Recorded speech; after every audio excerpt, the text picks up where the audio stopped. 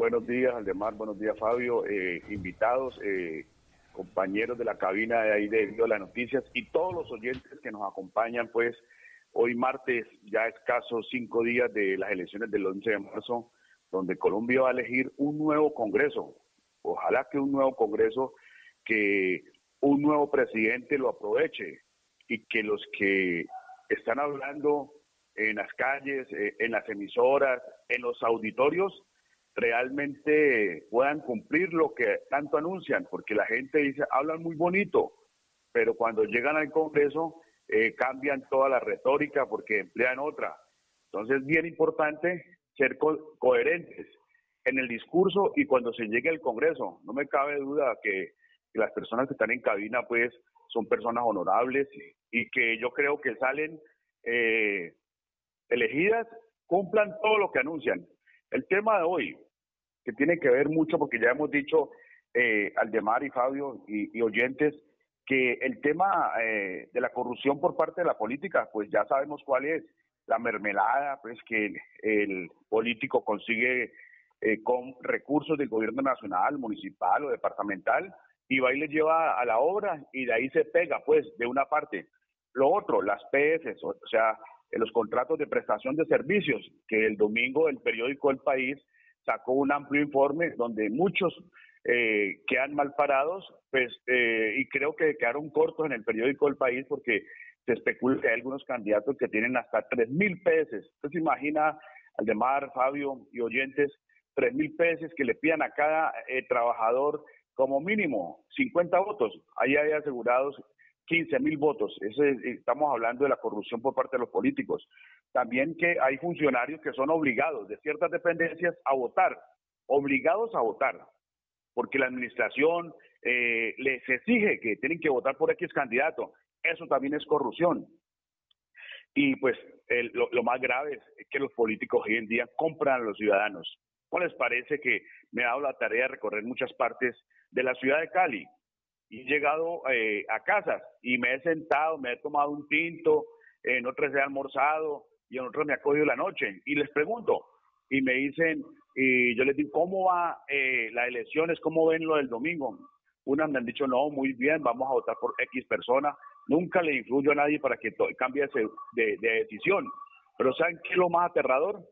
Que algunas personas me han dicho, yo ya tengo el voto mío, y le puedo asegurar que tengo asegurado 100.000 pesitos. Digo, ¿cómo así? Sí, eso es lo que me están ofreciendo para que el domingo vaya y vote. O sea que esto, en vez del voto comprado por parte de la clase política, uno pensaría que se ha desvalorizado y se ha desvalorizado. Ya están pidiendo los ciudadanos corruptos 100.000 pesos. Claro, yo les digo, hombre, eso queda muy mal, ese no es el camino. Y entonces, por allá un señor me dijo, o es que usted me los va a dar, don Roberto, yo los necesito porque estoy atrasado en mis servicios públicos, o sea, que se aprovechan la pobreza ciudadana de la gente, y eso sí está muy mal. Entonces, vemos cómo la clase política corrompe, y ojalá que esto se acabe. Por eso no me canso de repetir, el día que en Colombia tengamos el voto obligatorio por unos 3 periodos, los corruptos no les va a alcanzar la plata para comprar tantos ciudadanos, no les va a alcanzar. Entonces yo quiero señalar algunos puntos de por qué es tan malo que la gente se deje corromper.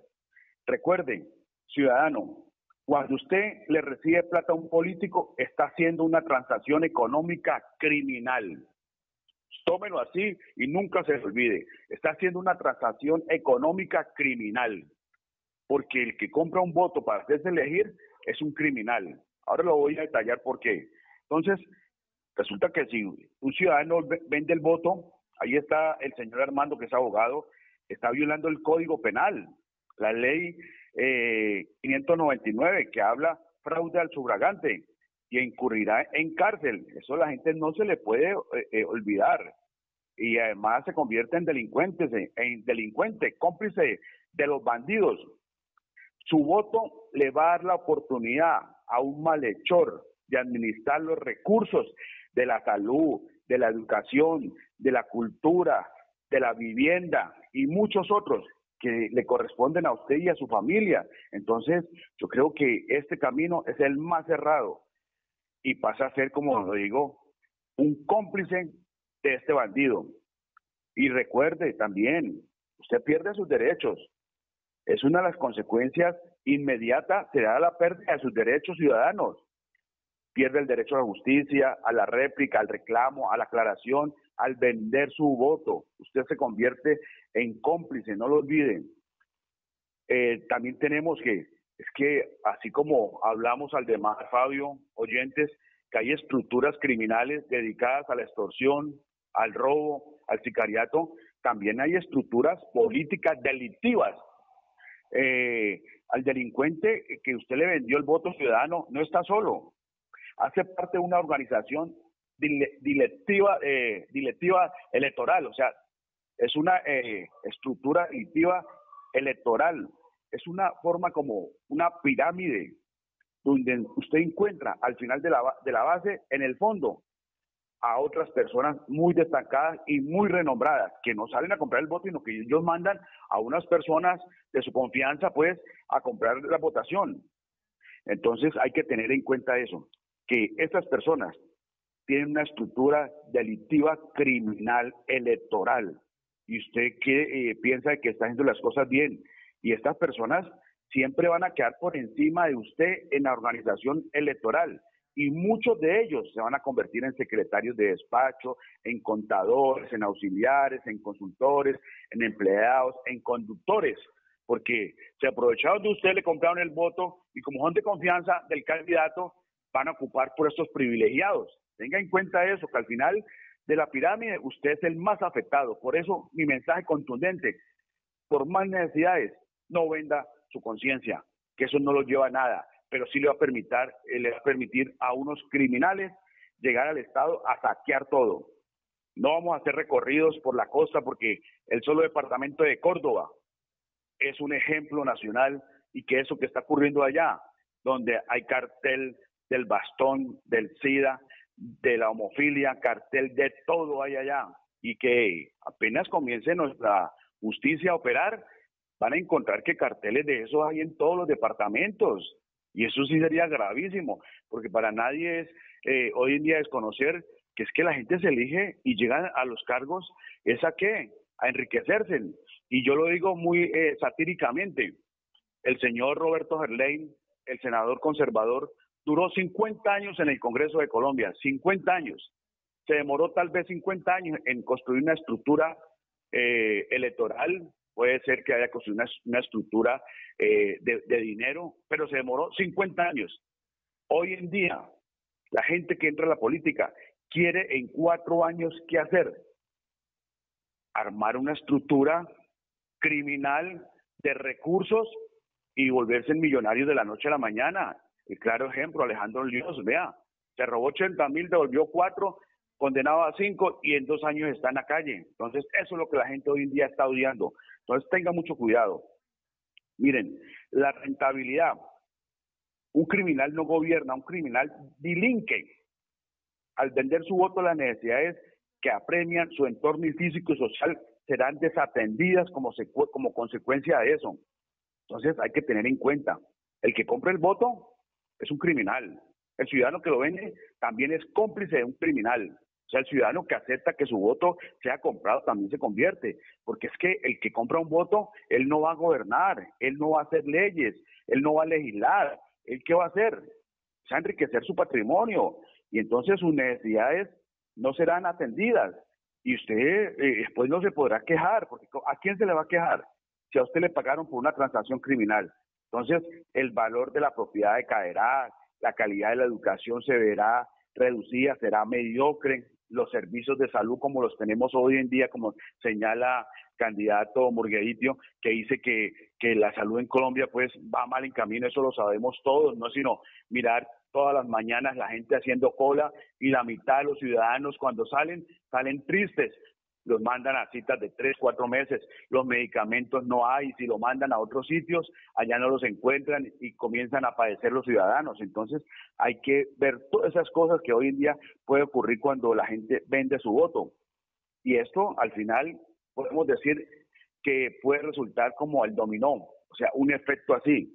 Las consecuencias bien negativas de vender el voto, Yo creo que son problemas que se entienden en todos los aspectos de la vida social, tanto de uno como de la familia, del municipio, del barrio donde vive. Entonces yo creo que hoy en día vender nuestra conciencia por 50.000, 20.000, 100.000, el cemento, tantas cosas que hoy en día se están valiendo los candidatos para que la gente vote por ellos, esto trae consecuencias nefastas, nefastas. Por eso no me canso de decir, y lo seguiré diciendo en todas partes, ciudadano, si usted vende su voto hoy, no espere que esa gente que le compró el voto vaya a luchar por usted, vaya a luchar por intereses de la familia, por los intereses de su barrio. No, él va a enriquecerse. ¿Él va a qué? A recuperar la plata que invirtió en la gente en unas elecciones. Porque si invierte 100 pesos, él va a sacar 500 pesos de más, por hacerles un ejemplo cualquiera. Sabemos que esos números se quedan irrisorios, porque hoy lo que invierten en campañas es muchísima plata. Y la pregunta es, bueno, si invierten tanta plata, ¿cómo van a recuperar? Porque hoy en día cualquier ciudadano dice, yo voy a invertir en un negocio y espero rentabilidad. Espero que me retorne una proporcionalidad de lo que yo invierto. Entonces, hay que preguntarse, ¿por qué hay gente que invierte tanta plata? Lo decía el contralor Edgardo Maya hace poquitos días y no señaló nombres, dijo, en Colombia hubieron campañas regionales que costaron 60.000 millones de pesos, Aldemar, atérrese esa cifra, 60.000 millones de pesos. Esperamos que pronunciara qué campañas en Colombia, pero sí sabemos que la danza de los millones, cuando hay época electoral, pues es una cosa brutal. Entonces yo creo que se hace necesario, y repito, que en Colombia pongamos el voto obligatorio por 3 temporadas para ver si podemos acabar con tanta corrupción, porque podemos hacer 1, 2, 10, 20 leyes, que siempre habrán gente esperando cómo saltearse esas leyes. Mañana traeremos las modalidades en nuestro análisis del día miércoles, cuáles son las modalidades de fraude electoral, cuáles son, entre las cuales les anticipo algunas. El carrusel, la foto del celular, que a buena hora el gobierno está prohibiendo los celulares que puedan entrar, pero ¿acaso los jurados van a estar pendientes de cada votante si saca el lapicero, saca el celular y le toma una foto al tarjetón? Otro, el niño campanero. Recuerden que siempre los niños son permitidos en los puestos electorales, pero muchos de ellos son empleados por las estructuras criminales electorales para ver si el ciudadano realmente les cumplió con la venta con la compra del voto, la venta del voto. La otra, la tarjeta electoral no marcada. La otra, preelaboración de los formularios de mesa. La otra, mesa gemela y cambiazo. La otra, nombrar personas que no pueden sufragar como jurados de votación. Ahí les doy esos temas que mañana vamos a tratar, pero yo sí quisiera que nuestros invitados muy especiales ahí en la mesa nos hablaran de eso. ¿Cómo rechazamos nosotros la corrupción ciudadana? Porque la corrupción no solamente es de los políticos, también es de los ciudadanos, porque si no hubiera la otra parte, pues si los políticos salen a comprar conciencias y los ciudadanos se pusieran firmes, vean, créanme de que no se podría ampliar esa mesa de corrupción. Entonces yo creo que yo quisiera escuchar de nuestros candidatos, pues, qué están haciendo y qué van a hacer en caso de llegar al Congreso de Colombia. Van a apoyar el voto obligatorio, vamos a hacer que finalmente el voto electrónico se dé en este país, porque no se ha querido, digamos, 2 leyes, la ley 892 del año 2004, la ley 1475 del año 2011, que yo mismo como representante de la Cámara apoyé, y la otra ley que salió hace poquito, 1818 del año pasado. Vamos a ver si realmente el nuevo Congreso, que espero que sean personas que lleguen a trabajar, personas que realmente se interesen en las necesidades del pueblo, que lleguen a legislar y que realmente no se metan en eso que tanto los colombianos odian hoy en día y que todos oímos, y que, como siempre, cuando sale un nombre y se llama mermelada, todos nos reímos, no sabiendo que detrás de ese nombre es que está el mayor acto de corrupción de nuestro país, Aldemar. Muy bien, don Roberto, vamos a escuchar entonces los planteamientos de cada uno de los asistentes a esta mesa de trabajo, a la cual también ha llegado el senador del Polo Democrático, Alexander López. Los saludamos, senador, muy buenos días.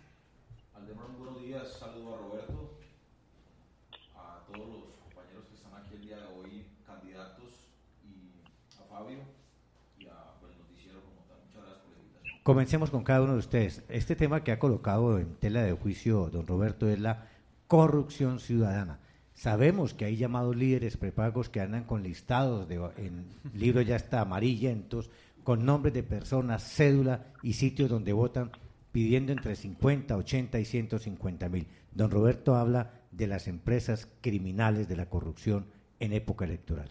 ¿Quién arranca? Así es, y yo sí quisiera, Fernando David Murgueito. porque me toca excusarme y retirarme del espacio, pero yo sí pienso que los grandes clanes se han conformado así, y no solamente porque tienen una buena empresa criminal con la que la misma plata del Estado compran votos, sino que también lograron controlar la justicia, y controlando la justicia es que también permiten que se mantenga su estructura política. Yo estoy de acuerdo con que aquí tengamos voto obligatorio. Eso cambiaría mucho y evitaría la compra de votos. Segundo, que el voto sea electrónico. ¿Cuánto tiempo, lo decía el doctor Roberto, se ha insistido en lo mismo y no se ha logrado implementar? Todos sabemos aquí y todo el mundo le tiene miedo, los que somos candidatos a la registraduría. Hay que hacer unos esfuerzos enormes para poder cuidar los votos. Aquí ha habido denuncias de gobernaciones y demás que se han robado con estrategias electorales y demás, con cambios en el sistema. Yo sí pienso que esas dos propuestas que él mencionó son fundamentales, pero yo insisto en la tercera.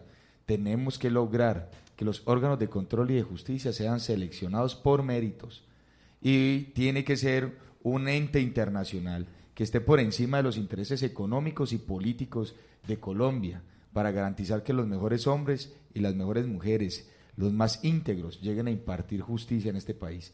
El problema de este país es que no hay credibilidad. De nada sirve usted estimular leyes y permitir participación ciudadana y que hayan veedurías y que el veedor denuncie.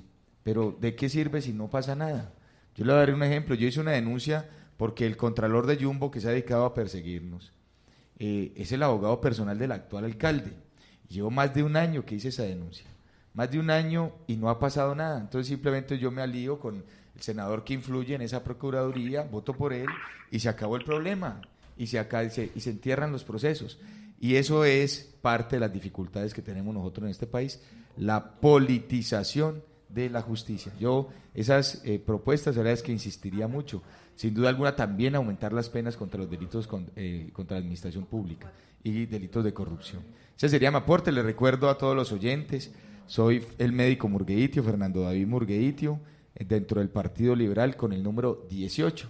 Quien nos quiera apoyar, marca la L del Partido Liberal y marca el número 18 en el tarjetón. Muy amable. Muchas gracias por el espacio. Un saludo especial al doctor Roberto, a todos ustedes y a todos los candidatos. Éxitos en esta campaña. Dios los bendiga y bendiga a Colombia. Juan Malveí, las propuestas que ha colocado sobre la mesa hoy don Roberto Ortiz como analista de este espacio periodístico.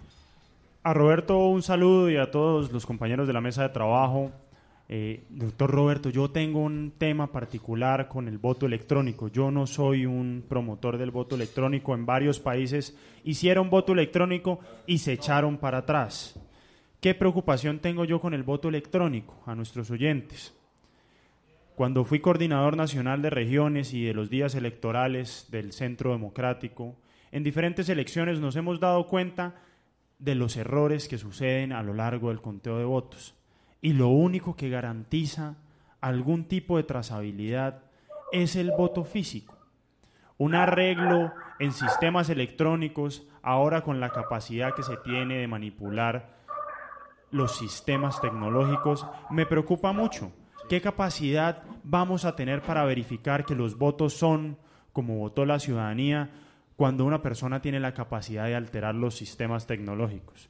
Entonces, mucha preocupación con el voto electrónico. Entiendo que hay que avanzar, hay que tecnificar en alguna medida, pero yo soy una persona de las que prefiere el voto físico.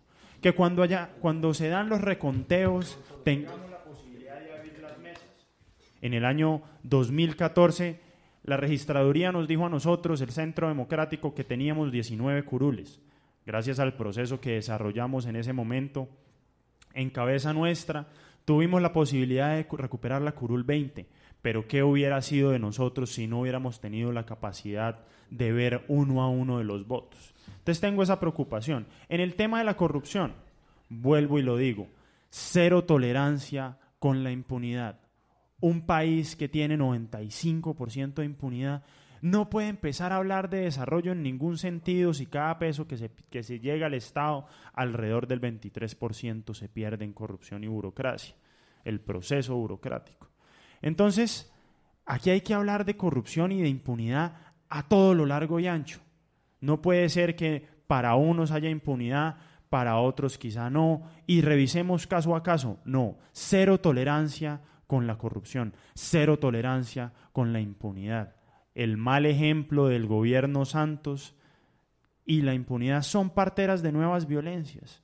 Vuelvo y lo digo, así como se hizo con las FARC, ese mal ejemplo lo están viendo los demás, el ELN que quiere ahora lo mismo, las autodefensas gaitanistas que quieren ahora lo mismo, los pequeños jóvenes que están armando una pequeña banda en algún lugar en este momento, en esta ciudad, están pensando, si crecemos lo suficientes, si somos más narcotraficantes, si somos más asesinos, tarde o temprano llegamos al Congreso. Entonces, cero tolerancia con la corrupción, cero tolerancia a la impunidad. No podemos permitir que nuestro país pase por lo que están pasando otros países. 8:41, Armando Escobar. Bueno, el cambio radical. Sí, con el número 111 a la Cámara. La situación es muy clara. Hemos podido apreciar que el actual fiscal general de la Nación, el doctor Néstor Humberto Martínez, a través del programa Bolsillos de Cristal, ha dado pasos agigantados en la lucha contra la corrupción administrativa y doy fe y testimonio de ello. El año inmediatamente anterior, por allá en el mes de octubre, un día jueves, se dio un encuentro, un foro en la Cámara de Comercio que ustedes incluso cubrieron. 30 y 31 de agosto. De agosto, perdón, sí. Correcto. En la Cámara de Comercio de Cali. Tuve la oportunidad de acudir a ese evento. Recuerdo que fue un día jueves. El lunes, después de mi intervención, se presentaron 2 funcionarios del CTI de la Fiscalía a mi oficina a recopilar, a recoger elementos materiales de prueba con los cuales se iniciaba la respectiva cadena de custodia. He visto un ejercicio importante. El 11 de enero instauré una denuncia penal en Bogotá con el tema de unos dineros que se habían extraviado aquí en la administración de que dirige Norma Mauricio Armitage Cadavid, en unos actos de corrupción mediante los cuales de manera fraudulenta le falsificaron las firmas a unos beneficiarios de unos programas de vivienda y de reubicación y también las unidades productivas allá en el Jarillón del Río Cauca. El día 16 de enero, es decir, a los 5 días calendarios, se pronuncian del despacho de la Oficina Central de la Fiscalía General de la Nación y hoy puedo darle un parte de tranquilidad a la comunidad caleña, especialmente a los habitantes del Jarillón. Ya se le asignó despacho. Entonces se inicia el proceso de investigación penal y obviamente como denunciante voy a solicitar la medida de aseguramiento en establecimiento carcelario para quienes se encuentren responsables de estos hechos. Entonces, ¿qué quiero significar con esto? Que herramientas jurídicas tenemos en Colombia para el tema anticorrupción. De pronto sí agregar y recoger una figura que desmontó el señor Santos, muy perversa, repito, el estímulo del 15% para las acciones públicas que permitían precisamente mediante las mismas que el Estado recuperara millonarios recursos que habían sido dilapidados en manos de los corruptos. ¿Por qué? Porque tiene que ser la premisa que denunciar la corrupción en Colombia pague. Hay que estimular al ciudadano que denuncia corrupción administrativa. Y en ese sentido irá orientado uno de mis primeros proyectos de ley, también el incremento de las penas, como lo dije anteriormente, para los corruptos que no podrán ser inferiores a 20 años y que no se tenga el subrogado o el beneficio de la detención domiciliaria, porque eso no tiene sentido ni precedente en una democracia que está buscando precisamente que el orden moral sea el que impere dentro de lo justo. La independencia de poderes. En Colombia es una utopía. Yo lo digo como catedrático universitario, es una utopía el tema de la independencia de poderes porque no existe. Es un sofisma que quedó montado y estructurado en la Constitución del 91, pero que no se ha desarrollado a plenitud y la Corte ha sido cómplice en ese sentido. ¿Por qué? Porque el legislativo no tiene por qué estar ternando órganos de control, tiene que haber esa independencia de poderes, el fiscal general tiene que ser completamente independiente, entonces tienen que ser escogidos por vía de la meritocracia. Si la misma Constitución nos dice que para acceder a un cargo público no podrá mediar la recomendación política, pues en la práctica es lo que está sucediendo. Entonces, desde ese punto de vista, mira el tema del cartel de la droga, de la toga, que es vergonzoso. Entonces uno se pregunta, si eso, miren, ¿cuántos me ha tocado hacer judicializar y por qué no sancionar algunos operadores judiciales en Colombia? Pero eso tiene que cambiar. Pero cuando interactúa uno con estos administradores de justicia, llega una gran y sana conclusión. Gracias a Dios y afortunadamente la mayoría de los administradores de justicia en Colombia son gente sana, son gente proba, son gente que tienen la lealtad, la probidad, la buena fe para el ejercicio de la función pública que le ha sido encomendada de acuerdo con el artículo 230 del Estatuto Superior, que es nuestra Constitución política. Senador Alexander López, la propuesta de don Roberto, voto electrónico y combatir esas organizaciones criminales